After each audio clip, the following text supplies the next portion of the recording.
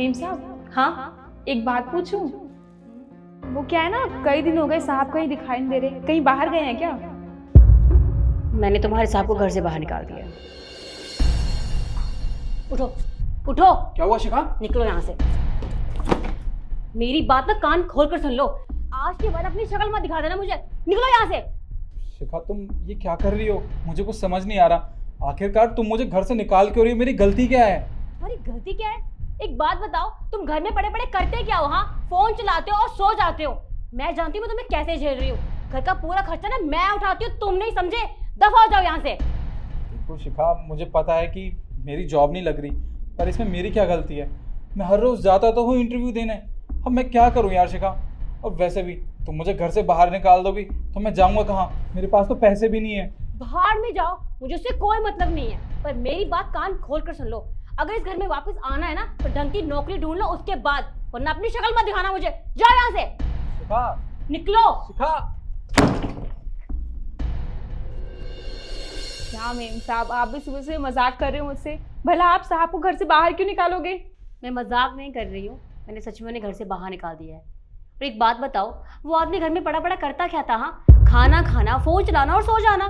घर की सारी जिम्मेदारियां मैं उठाती हूँ। घर में कमाता कौन है? मैं। तो उसकी जरूरत ही क्या है? अरे वो आदमी घर का बिल तो पे कर नहीं सकता, फिर फायदा क्या उसका उसे घर में? इसलिए मैंने निकाल दिया उसे यहाँ से। पर मेम साहब, हालात तो अब खराब हुए हैं ना। इससे पहले तो सब कुछ ठीक चल रहा था। वो तो साहब की फैक्ट्री में आग लग गई और उनका इतना नुकसान हो गया, इस वजह से उनकी नौकरी चली गई। हाँ, ये सब तभी से शुरू हुआ है। 1 साल हो गया है और 1 साल से ना सिर्फ मैं ही काम कर रही हूँ। हर चीज का खर्चा मैं उठाती हूँ, रेंट मैं पे करती हूँ, बिल मैं पे करती हूँ। अरे घर का राशन तक तो मेरे पैसों से आता है, फिर वो करता क्या है? हाँ, मुझसे अब ना और बर्दाश्त नहीं हो रहा था, इसलिए मैंने उसे घर से बाहर निकाल दिया और बिल्कुल सही किया। ठीक है? लेकिन मेम साहब, कमला क्या? अपना काम करो जाके। और तुम होती कौन हो मुझे ज्ञान देने वाली? बढ़िया ही साहब की तरफदारी करने वाली।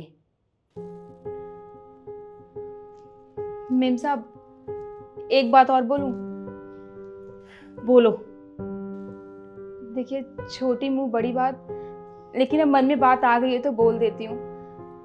मेम साहब ना बहुत अच्छे इंसान हैं, वो दिल के बहुत अच्छे हैं और बहुत मेहनती भी हैं। मेहनती होने के साथ साथ एक खुददार इंसान भी हैं। वो तो उनकी फैक्ट्री में आग लगी, उनका इतना बड़ा नुकसान हो गया, इसलिए वो घर पे बैठे हुए थे इतने टाइम से। वो बेचारे तो उस सदमे से बाहर निकल ही नहीं पा रहे कि उनका इतना सारा नुकसान हो कैसे गया। और आप तो जानती है ना, उन्होंने शुरुआत से ही बिजनेस किया है, इसलिए उन्हें काम वाम करने का एक्सपीरियंस नहीं है, वो कैसे कहीं काम कर लेते।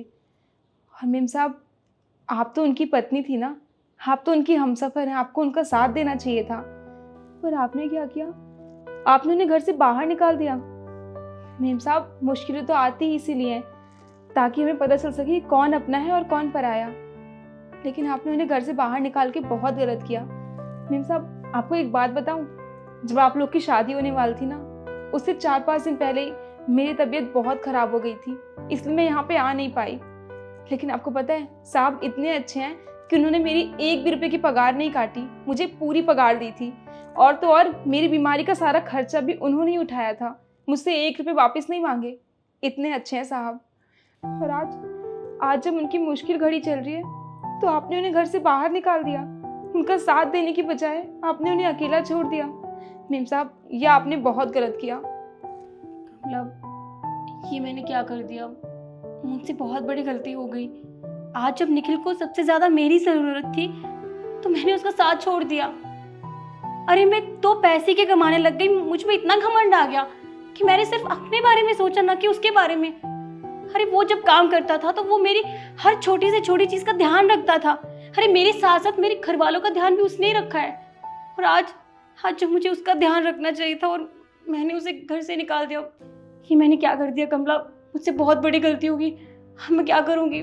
मैं निखिल से माफ़ी कैसे मांगूँ? किस मुंह से माफ़ी मांगूंगी? जी मेम साहब, आपको माफ़ी ज़रूर मांगनी चाहिए। और आपको तो पता ही है ना कि मेरे पति कितने टाइम से बेड रेस्ट पे चल रहे हैं, वो कोई काम काज नहीं कर सकते हैं और घर में काम करने वाली सिर्फ मैं ही हूँ। पर इसका मतलब ये थोड़ी है कि मैं उन्हें घर से बाहर निकाल दूँगी। मेम साहब, गाड़ी 2 पहिए पे चलती है, अगर एक पहिया ख़राब हो जाए तो दूसरे पहिए का कोई मतलब ही नहीं होता है। इसलिए हमेशा मुश्किल वक्त में हमें साथ देना चाहिए अपनों का, ना कि उन्हें अकेला छोड़ देना चाहिए। तुमने बिल्कुल सही कहा। और थैंक यू सो मच। तुम्हारी वजह से आज मैं समझ पाई हूँ कि सच में एक रिश्ते का क्या मतलब होता है, पर मैंने उसकी कदर नहीं की। Thank you so much Kamala. जी मेम साहब, अब मैं अपना काम कर लेती हूँ।